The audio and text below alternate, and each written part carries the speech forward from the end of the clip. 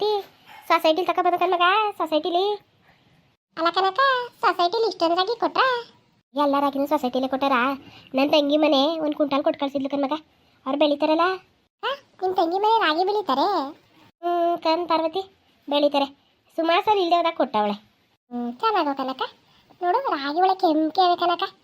ಓ ನಮ್ಮ ಮನೆಗೆ ಈ ರಾಗಿ ಸಾಲಕ್ಕೆ ಇಲ್ಲ. ನಾವು ಇಟ್ಟಿಲ್ದಂಗೆ ಇರೋಕ್ಕೆ ಇಲ್ಲ. ನಮ್ಗೆ ಇಟ್ಟು ಮಾಡಲೇಬೇಕು ಮನೇಲಿ. ನಮ್ಮ ಮನೇಲಿ ಅಕ್ಕ, ನಮ್ಮ ಮನೇಲಿ ಮುದ್ದೆ ಯಾರು ತಿನ್ನಕ್ಕಿಲ್ಲ ಕನಕ. ತಿಂದೆ ನಾನು ಒಂಚೂರು ತಿನ್ಬೇಕಷ್ಟೇ. ನಮ್ಮ ಮನೆಯಲ್ಲೂ ಮುಟ್ಟಕ್ಕಿಲ್ಲ, ನಮ್ಮ ಮೈಕ್ಳು ಮುಟ್ಟಕ್ಕಿಲ್ಲ. ಅಯ್ಯೋ ನಮ್ಮ ಮನೇಲಿ ಹಂಗೇನಿಲ್ಲ. ಮಾಡಿದ್ಮೇಲೆ ಎಲ್ಲ ಉಣ್ತಾರೆ. ಒಂದು ಅರ್ಧನಾರು ಉಣ್ತಾರೆ. ಆದರೆ ನಮ್ಮ ಭಾಗ್ಯ ಜಾಸ್ತಿನೇ ಮಾಡಿಬಿಡ್ತಾಳೆ ಕಣ್ ಪಾರ್ವತಿ. ಮಾಡೋದು ಬಾನಿಗೆ ಸುರಿಯೋದು. ಅಲ್ಲ ಕಣೆ ನಿನಗೆ ನಾನು ಬಂದಂಗಿದ್ದು ನೋಡ್ತಾನೆ ಇವನಿ. ಅವಳು ಏನಂಗೆ ವೇಸ್ಟ್ ಮಾಡೋಕ್ಕೆ ಇಲ್ವಲ್ಲ. ಯಾಕೋ ದಾಡ ಬಂದ ಸುಮ್ಮನಿರು. ಇರೋದ ಚೆನ್ನಾಗಿ ಸುರಿದು ವೇಸ್ಟ್ ಮಾಡೋದೇಕಂತ ಇವಳು. ಏನು ನಾ ಕಾಣೆ ಕಣವ. ನಿಂಗಮ್ಮ ನಾವೊಂದು 50 kg ರಾಗಿ ತಂದ್ಕೊಡಕ್ಕೆ ಹೇಳಿ ನಿಮ್ಮ ತಂಗಿಯಾ? ಅಯ್ಯೋ ಇದ್ದವೋ ಇಲ್ವೋ ನಂಗೆ ಗೊತ್ತಿಲ್ಲ ಕಣ್ ಪಾರ್ವತಿ.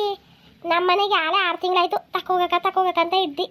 ಇವಾಗ ತಂದವನೇ ನನ್ನ ಮಗ.